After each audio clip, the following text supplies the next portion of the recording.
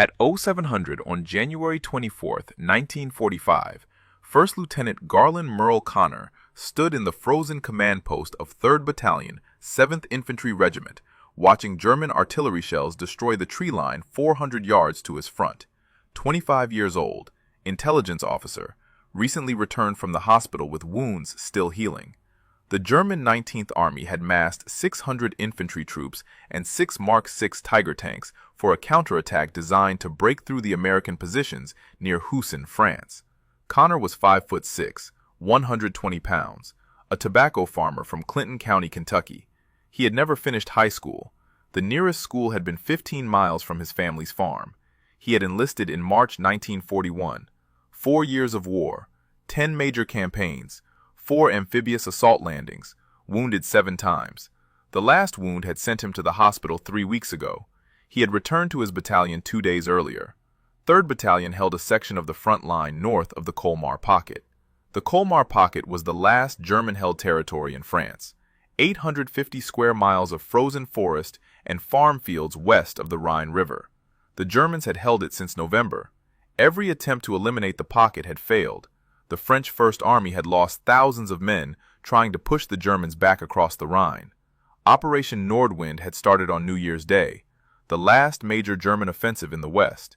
Hitler had ordered Army Group G to break through American lines in Alsace while the Battle of the Bulge still raged 300 miles north. The offensive had failed, but the Germans in the Colmar Pocket remained, and they were desperate. 3rd Battalion had been on the line for 18 days. Temperatures averaged 10 degrees below zero, no moonlight, snow covered everything. Soldiers slept in frozen foxholes when they could sleep at all. German patrols probed the American positions every night. The battalion had lost 43 men in 2 weeks, mostly to artillery and sniper fire. Connor worked in the battalion command post. An intelligence officer gathered information about enemy movements, interrogated prisoners, analyzed patrol reports, marked German positions on maps. It was not a combat role. Intelligence officers stayed behind the front line. They worked with maps and reports. They did not lead attacks. But Connor had not stayed behind the lines during 4 years of war. He had earned 4 Silver Stars for direct combat action. October 1943 in Italy, January 1944 at Anzio, September 1944 in France, February 1945. Each Silver Star represented an action where Connor had risked his life to save other soldiers. He had a reputation in 3rd Battalion. When the situation turned desperate, Connor moved forward. At 07:15, the German artillery barrage intensified. Shells walked across the battalion's forward positions. Trees exploded. Dirt and frozen earth fountained into the air. The barrage lasted 12 minutes. Then it stopped. Silence. Then the sound of tank engines. A runner burst into the command post. Germans advancing. 6 Tigers. Infantry behind them. Hundreds of infantry. Moving through the woods toward the battalion's left flank. The battalion commander looked at the map. If the Tigers reached the American positions, they would roll through the foxholes. The battalion would be overrun. There were no American tanks in position to stop them. No tank destroyers. The only weapon that could stop 6 Tigers was artillery. But artillery needed a forward observer. Someone who could see the Germans advancing. Someone who could adjust the fire. The forward observation post had been destroyed by the barrage. The observers were dead or wounded. No one could see the German advance from the command post. The trees blocked the view. If you want to see how Connor's decision turned out, please hit that like button. It helps us share more stories about forgotten heroes. Subscribe if you haven't already. Back to Connor. Connor studied the map. The German advance was coming through a section of woods 400 yards from the command post. To observe the attack, someone would have to run 400 yards across open ground, under German artillery fire, then stay in position ahead of the American line while 6 Tiger tanks and 600 German infantry advanced directly toward them. Connor picked up a telephone and 400 yards of wire. He looked at the battalion commander. Then he walked out of the command post into the snow. The German artillery barrage had stopped, but Connor knew it would resume. The Germans always fired preparation barrages before tank attacks. They would wait for their infantry to get closer, then the guns would open up again to pin down the defenders while the Tigers rolled forward. Connor ran. 400 yards of open ground between the command post and the front line. Snow covering frozen earth. The telephone wire unspooled behind him. He carried the spool in his left hand, the telephone handset in his right. His boots broke through the snow crust with each step. At 100 yards, the German guns opened fire. Shells landed 40 yards to his left, then 30 yards to his right. The Germans were adjusting. They had observers watching the open ground. They could see a lone American soldier running toward their attack. A shell hit a tree 70 yards ahead. The tree exploded. Splinters and branches and frozen wood fragments showered down. Connor kept running. Another shell landed 20 yards behind him. The concussion wave hit him like a fist. He stumbled, but did not fall. The wire kept unspooling. At 250 yards, a shell destroyed a tree directly in his path. The trunk split down the middle. Half the tree crashed down across the snow. Connor vaulted over the trunk without stopping. Shrapnel had torn through the branches. Pieces of hot metal hissed in the snow. Another shell. This one closer. 15 yards to his left. Frozen earth and snow geysered up. Chunks of dirt rained down on him. The blast wave hammered his eardrums. He could not hear his own breathing anymore, just a high-pitched ringing. He reached the American front line at 300 yards. Soldiers crouched in foxholes. They stared at him. An intelligence officer running toward the German advance with a telephone. He did not stop to explain. He kept running. Forward, toward the enemy. 30 yards beyond the American foxholes, Connor found what he needed. A shallow ditch. Maybe 18 inches deep. Not deep enough to stop bullets. Not deep enough to protect against artillery.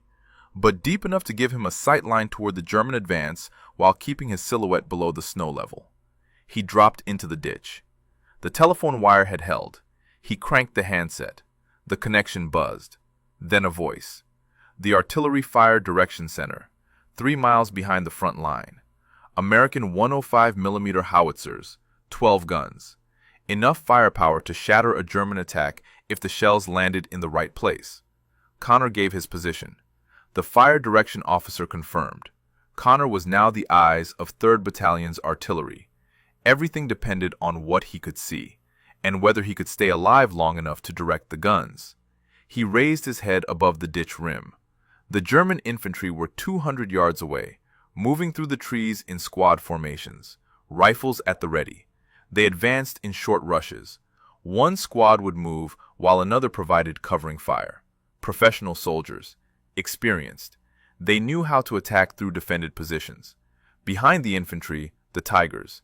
Connor could see 4 of them, massive, 60-ton monsters pushing through the smaller trees like they were saplings. The Tigers stayed in the tree line, using the forest for cover. But they were coming. Slow, methodical. They would break into the open ground in minutes. The German infantry had not seen him yet. He was alone, 30 yards ahead of the American line, in a ditch that provided almost no protection, with a telephone and 600 German soldiers walking directly toward him. Connor lifted the handset. He gave the coordinates. Fire mission. Enemy infantry in the open. 600 meters. Adjusting. The first shells would arrive in 40 seconds. If the Germans spotted him before the shells landed, they would kill him before he could adjust the fire. If the shells landed too close to his position, they would kill him anyway. If the shells landed too far from the German advance, the attack would continue, and 600 Germans would overrun 3rd Battalion's positions. Connor watched the Germans advance. He counted the seconds. 38, 39, 40. The sky screamed.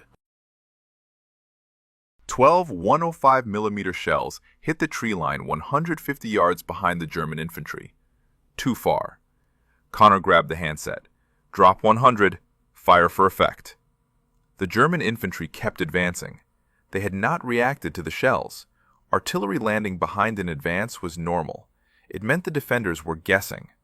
The Germans knew they had time before the Americans adjusted their fire. But Connor was not guessing. He could see every German soldier, every movement, every squad leader signaling his men forward. The second salvo arrived 18 seconds later. This time, the shells landed in the middle of the German formation. The forest erupted. Trees disintegrated.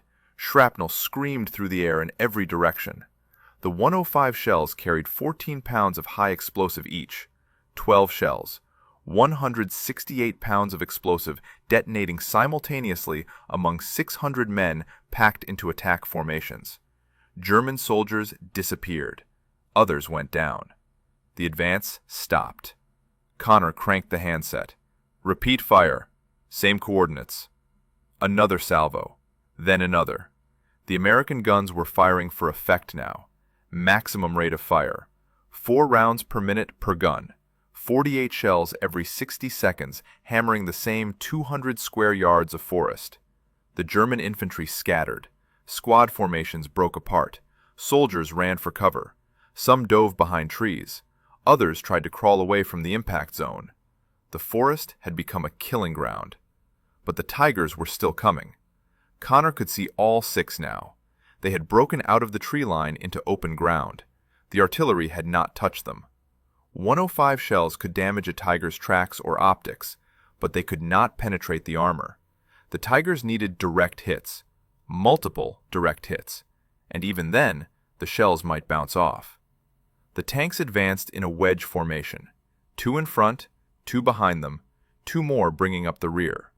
Tank commanders stood in the turrets. They were scanning for targets, looking for American positions to engage.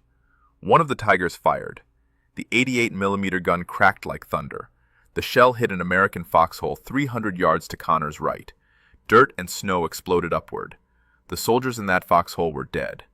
Another Tiger fired. Another foxhole obliterated. The Tigers were 300 yards from the American line. In 4 minutes they would reach the foxholes. Once they crossed the defensive line, 3rd Battalion would collapse. Tigers in the rear of American positions meant panic, rout, hundreds of soldiers running. The Germans would pursue. They would slaughter the retreating Americans. Then they would push deeper into the 6th Army Group's sector.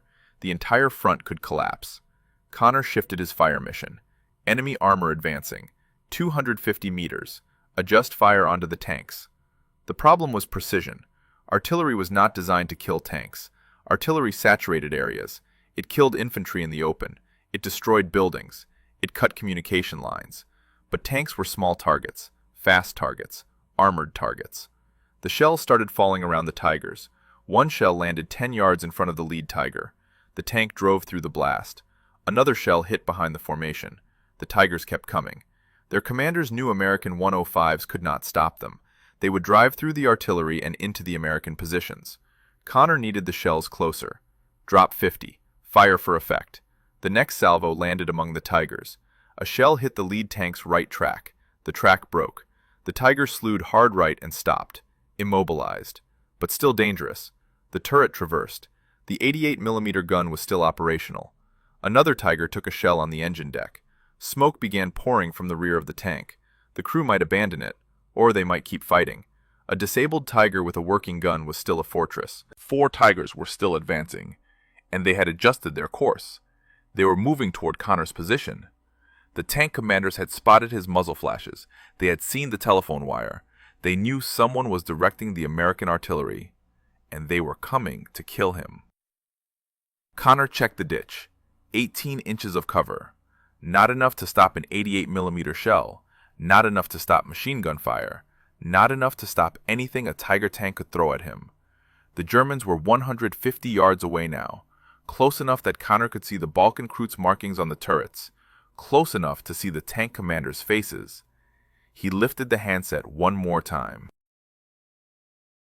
Fire on my position. The fire direction officer repeated the coordinates back to him. Connor confirmed. The officer asked him to confirm again. Calling artillery fire on your own position was not standard procedure. It meant friendly shells would land within yards of the observer. It meant the observer might die. Connor confirmed a 3rd time. 40 seconds later, the first shells landed 30 yards in front of his ditch. The concussion wave felt like being hit by a truck. The air pressure changed. His lungs compressed. His vision blurred. Frozen dirt and shrapnel screamed overhead. The sound was beyond thunder. It was the sound of the world ending. He stayed in the ditch. He kept the handset pressed to his ear. Drop 20. Repeat fire. The next salvo landed 20 yards out, close enough that he could feel the heat from the explosions, close enough that shrapnel tore through the air 6 feet above his head. If he stood up, he would be shredded.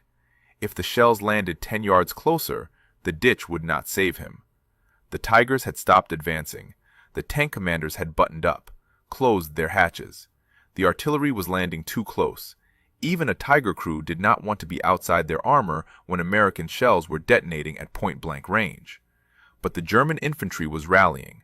Connor could see them forming up again. Company-strength formation. Maybe 200 soldiers who had survived the initial barrage. They were using the Tigers for cover, staying behind the massive tanks, moving when the tanks moved, using the armor as mobile fortresses. The attack was continuing. Connor adjusted fire. He walked the shells back and forth across the German advance. Every time a group of infantry tried to move forward, he dropped shells on them.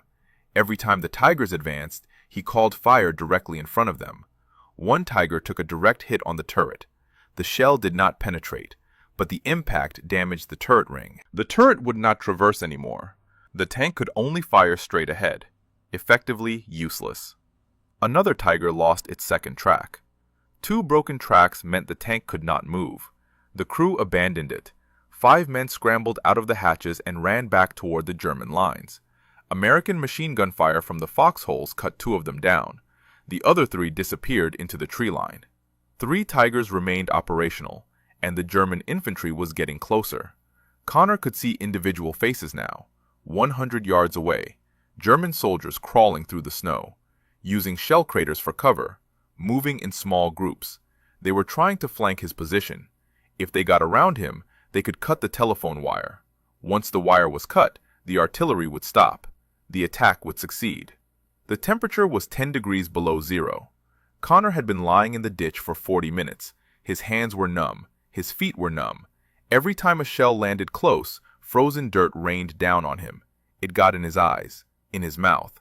The handset was slippery with ice. But he kept calling fire.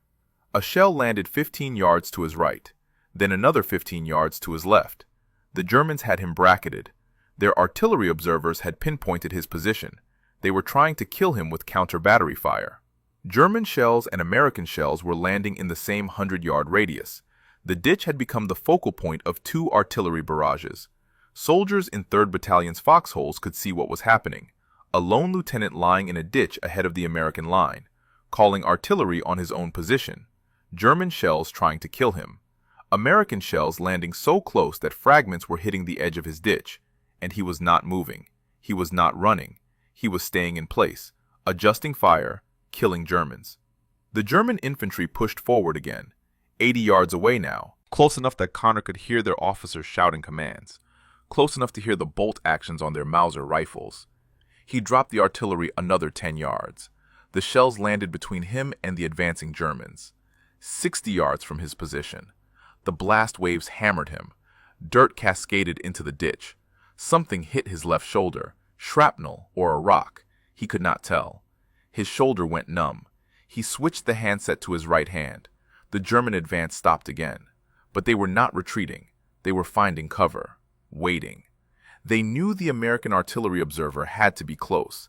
They knew if they could locate him, they could kill him, and once he was dead, nothing would stop them. The 3 remaining Tigers began advancing again. They had spread out, 50 yards between each tank, making themselves harder targets. They were 200 yards from the American foxholes now. Connor called fire on the leftmost Tiger, then the center Tiger, then the right. He was splitting the artillery between all 3 targets, trying to damage tracks, trying to damage optics, trying to slow them down. One shell hit the center Tiger's front glacis plate. The armor held, but the impact rocked the 60-ton tank backward. The driver lost control momentarily. The Tiger slewed left. Its track caught on a frozen stump. The track jammed. 2 Tigers still advancing, and the German infantry was inside 50 yards. The German officer leading the infantry advance was 30 yards from Connor's ditch. He could see the officer's face. Young, maybe 22 years old, probably a lieutenant. The officer was signaling his men forward with hand gestures. No shouting now. They were too close. Sound would give away their exact positions. 20 German soldiers were following the officer, crawling through the snow, rifles ready. They were moving in a skirmish line, trying to overwhelm Connor's position from multiple angles simultaneously. Connor cranked the handset. He gave new coordinates. Drop 5. Fire for effect. The shells landed 25 yards in front of him. The German officer disappeared in the explosion. So did 4 of his soldiers. The others went flat, pressed themselves into the snow, waited for the barrage to pass. But Connor did not let the barrage pass. He kept the shells falling, adjusted left, adjusted right, created a wall of explosions between himself and the German infantry. The shells were landing so close now that he could feel the heat on his face. Hot metal fragments were hitting the edge of the ditch. Some fragments were landing inside the ditch. One piece of shrapnel embedded itself in the frozen earth 2 inches from his right hand. The 2 remaining Tigers had closed to 150 yards from the American foxholes, close enough to use their machine guns effectively. The bow gunners opened fire. Sustained bursts from the MG-34 machine guns, 792 rounds per minute. The bullets tore through the tree line, chewed through logs, kicked up snow and dirt around the American positions. Soldiers in the foxholes returned fire, but rifle bullets could not hurt a Tiger. The American machine gunners tried to hit the Tiger's vision ports, hoping to blind the drivers, hoping to force the tanks to button up completely and slow their advance.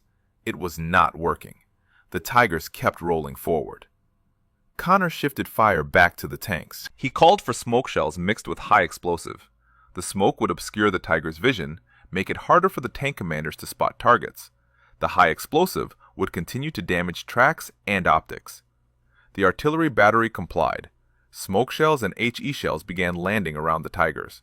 White phosphorus smoke billowed up, thick, choking. The Tigers disappeared into the smoke cloud. But they were still coming. Connor could hear the engines, hear the tracks grinding through frozen earth. The smoke had not stopped them. It had only made them invisible. A Tiger emerged from the smoke cloud. 70 yards from the foxholes, the 88mm gun fired. An American machine gun position exploded. 3 soldiers dead. Connor called fire directly on the Tiger. Danger close. He specified the exact coordinates. The fire direction officer hesitated. Those coordinates were within 50 yards of Connor's position. The shrapnel radius of a 105 shell was 50 yards. Connor would be inside the kill zone. Connor repeated the coordinates. The shells landed. One shell hit 10 yards behind the Tiger. Another hit 15 yards to the left. A third shell landed directly in front of the tank. The explosion tore into the Tiger's front hull. The driver's vision port shattered. The tank swerved hard right. The driver was blind. The Tiger crashed into a crater and stopped.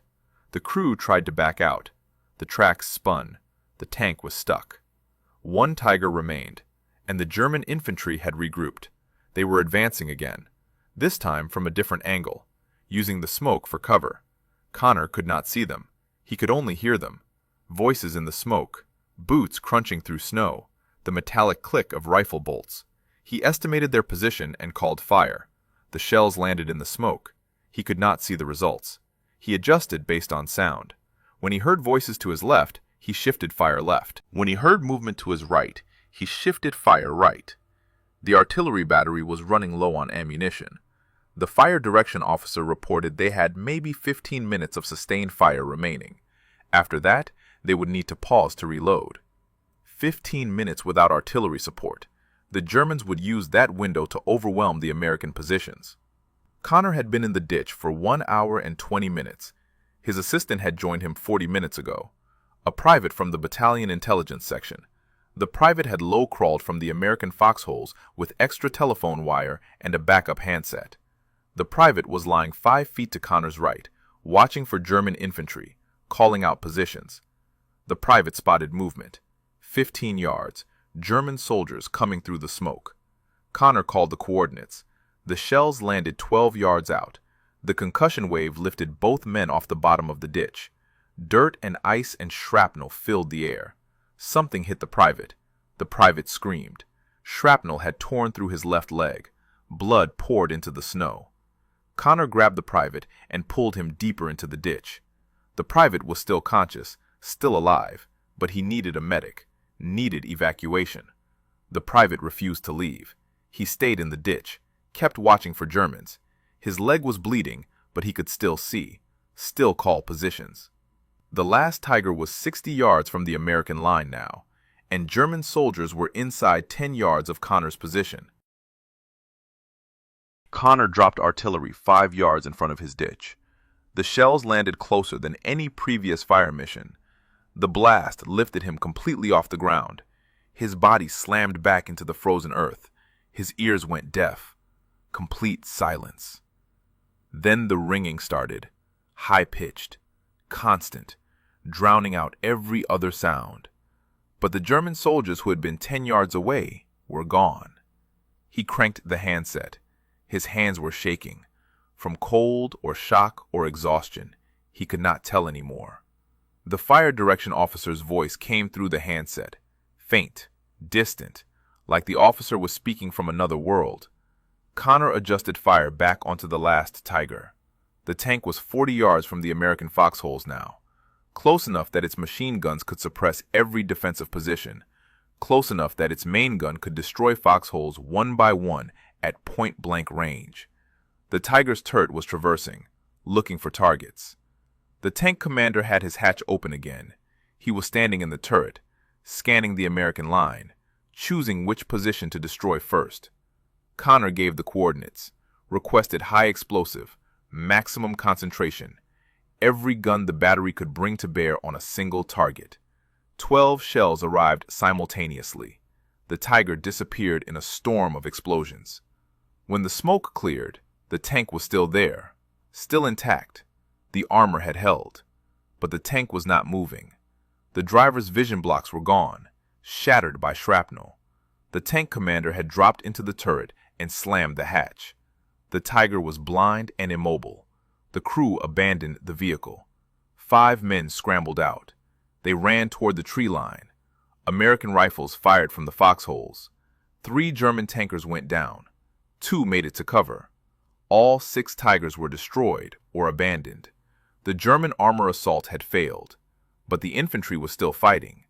Companies' worth of German soldiers were scattered across 300 yards of forest and field. They had taken massive casualties, at least 150 dead, maybe 200. But 400 soldiers remained, and they were veterans. They knew how to fight without tank support. They knew how to use terrain, how to find cover, how to advance under artillery fire. Connor shifted the barrage back to the infantry positions. He walked shells across the tree line where the Germans had taken cover, then across the shell craters where small groups were hiding, then across the approaches where reinforcements might advance. The fire direction officer reported 10 minutes of ammunition remaining. The battalion commander came on the radio net. He ordered Connor to withdraw, fall back to the American line. The artillery would lay down covering fire. Connor could make it back to the foxholes. Connor stayed in the ditch. From his position, he could see the entire German formation, could see every attempted rally, every movement, every attempt to reform for another assault. If he withdrew, the Americans would lose their forward observer.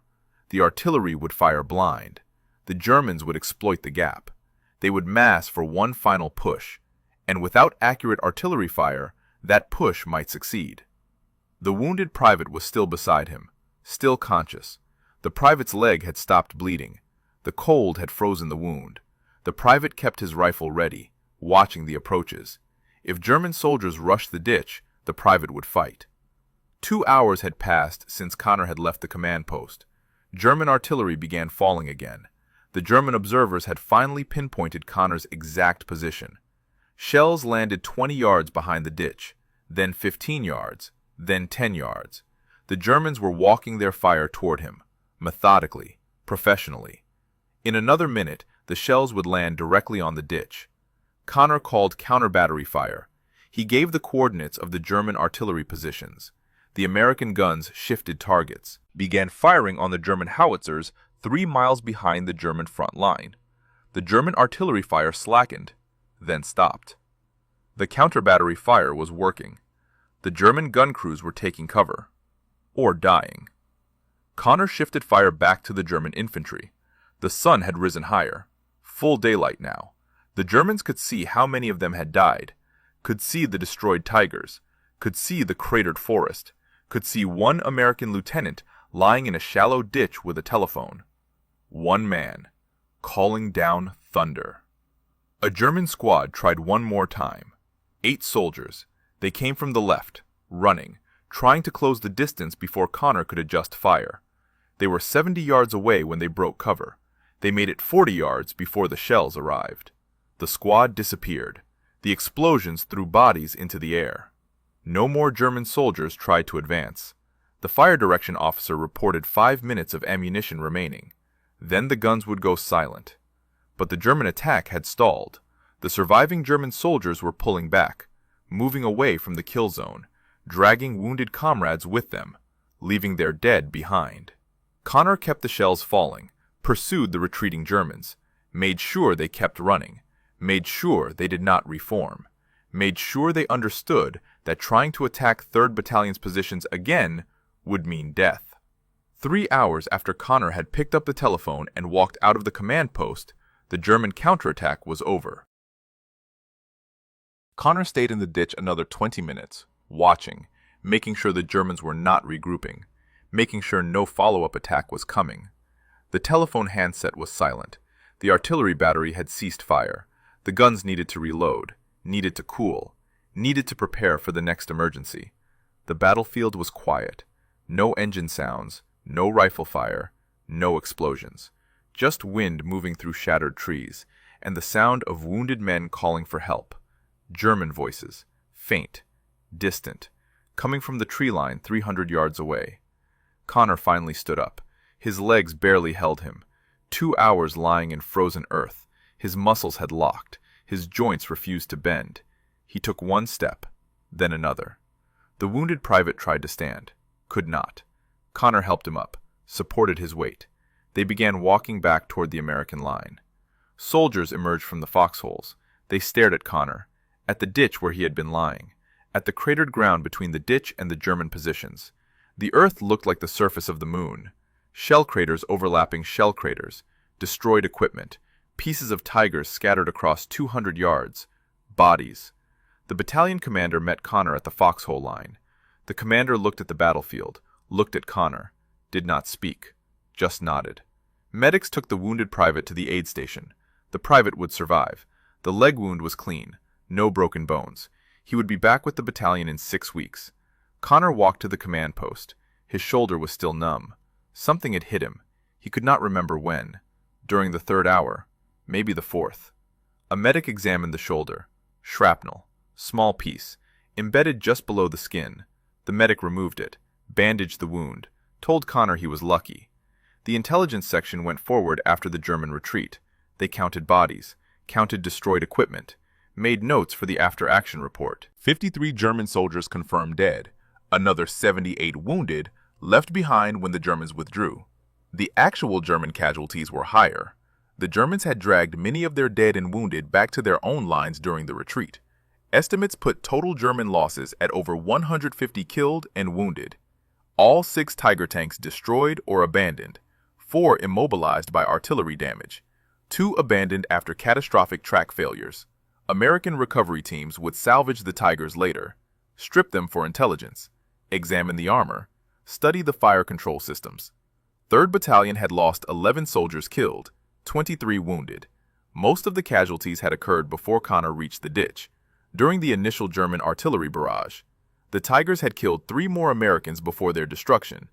After Connor began directing artillery, American casualties had stopped. The battalion remained on the line for another 8 days. The Germans did not attack again. They had lost too many men, too many tanks. The Colmar pocket offensive was over. The 19th Army would spend the next 2 weeks trying to hold their positions while the French First Army prepared for the final push. On February 10, 1945, Lieutenant General Alexander Patch presented Connor with the Distinguished Service Cross. Patch was the commander of 7th Army. He had come to 3rd Battalion specifically to present the award. The citation read, "Extraordinary heroism during the German counterattack on January 24th.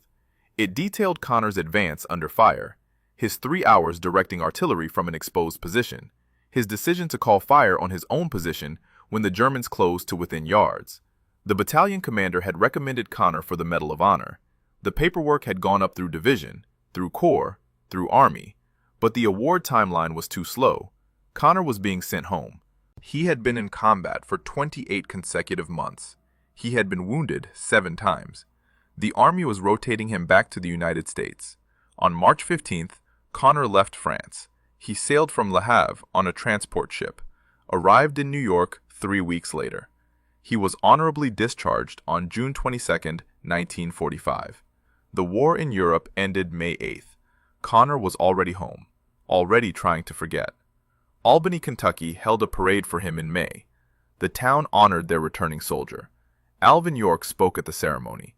York was the most famous Medal of Honor recipient from World War I. He had come from Pall Mall, Tennessee, 50 miles from Albany. York understood what Connor had done, understood the weight of it. Connor met a woman at the parade, Pauline Wells. She was 20 years old. She had heard the stories about Connor's service, had heard the medal citations read aloud during the ceremony. She could not believe the stories, could not believe that the quiet, 5'6" farmer standing in front of her had done what the officers described. Connor did not talk about the war. When people asked, he said he had left those memories across the Atlantic Ocean. He would not bring them home. He married Pauline on July 9, 1945. They lived on Indian Creek, several miles north of Albany, a farm with no electricity, no running water. They worked the land with mules and horses, tobacco, corn, the same crops Connor's family had grown for generations. In 1950, the government bought their property. Lake Cumberland was being created. The reservoir would flood their farm. They moved to the Roland community in southeastern Clinton County. Started again. New land, new crops, same life. Connor became president of the Clinton County Farm Bureau, held the position for 17 years. He helped other farmers, advised them on crop rotation, on soil conservation, on dealing with the agricultural bureaucracy. He was active in veterans organizations, Paralyzed Veterans of America, Disabled American Veterans. He traveled to nearby counties helping veterans file claims for benefits. He never talked about January 24, 1945. Pauline asked him once, early in their marriage, what had happened in France? What had he done to earn all those medals? Connor looked at her, said he had done what needed to be done. That was all there was to it. He would not elaborate. The medals stayed in a cardboard box, inside a duffel bag, in the back of the living room closet. Pauline knew they were there. She had seen them once. The Distinguished Service Cross, 4 silver stars, bronze star, purple hearts, the French Croix de Guerre. But Connor never displayed them, never mentioned them, never wore them. 53 years passed. In 1996, a veteran named Richard Chilton wrote to the Connor home. Chilton was researching his uncle, Private Gordon Roberts. Roberts had been killed at Anzio in January 1944. Chilton had learned that Roberts served with Connor. He wanted to know if Connor remembered anything about his uncle's final days. Connor invited Chilton to visit. They sat in the living room. Connor was 77 years old, diabetic, kidney failure. He had maybe 2 years left. Connor told Chilton about Anzio, about Roberts. Connor had carried Roberts to a medical aid station after Roberts was hit, had stayed with him until he died. As Connor spoke, he began to cry. 52 years later, and the memory still broke him. Pauline suggested Chilton look through Connor's military records. Maybe there would be information about Roberts. She brought out the duffel bag, the cardboard box. Chilton opened it, saw the medals, read the citations. His hands started shaking. He looked at Connor, then at Pauline, said one sentence. This man should have been awarded the Medal of Honor. Chilton began the process, filed paperwork with the Army Board for Correction of Military Records, gathered eyewitness statements from men who had served with Connor, built a case for upgrading the Distinguished Service Cross. The board rejected the application in 1997, rejected an appeal in 2000. Connor died November 5, 1998. He was 79 years old. He was buried in Memorial Hill Cemetery in Albany. The Distinguished Service Cross went with him. But Pauline did not stop. She collected more eyewitness accounts, found 3 soldiers who had been in the foxholes on January 24th, who had watched Connor in that ditch for 3 hours, who had seen what he did. She resubmitted the case in 2008. Nothing happened. Historians supported the upgrade. Authors, lawmakers. Stephen Ambrose wrote about Connor in 2000, called his actions far above the call of duty. The Rhode Island Senate passed a resolution in 2005 calling for the Medal of Honor. 7 retired generals endorsed the application. Still, nothing. In 2014, Pauline sued the Army in federal court. A judge ruled she had waited too long. She appealed to the Sixth Circuit Court. The case went to mediation. During the proceedings, the government attorney broke down crying. Her father had served in 3rd Battalion, had been wounded January 25th, one day after Connor's action. She said Connor might have saved her father's life. The Army Board finally recommended the upgrade in 2015. Congress passed legislation waiving the time limit. On March 29, 2018, the White House announced the award. On June 26th, President Trump presented the Medal of Honor to Pauline in the East Room. She was 89 years old. It had been 22 years since Chilton opened that cardboard box. 20 years since Connor died. The citation was read aloud. First Lieutenant Garland Merle Connor distinguished himself by acts of gallantry and intrepidity. Volunteered to run 400 yards through enemy fire. Directed artillery for 3 hours from an exposed position. Called fire on his own position. Killed 50 Germans. Stopped 6 Tiger tanks. Saved his battalion. Pauline held the medal. The medal her husband had never sought, had never mentioned, had left in a box for 50 years because he thought talking about it would be bragging. The second most decorated soldier of World War II, after Audie Murphy, and almost no one knew his name. If this story moved you the way it moved us, do me a favor, hit that like button. Every single like tells YouTube to show this story to more people. Hit subscribe and turn on notifications. We're rescuing forgotten stories from dusty archives every single day. Stories about soldiers who saved battalions with telephone wire and courage.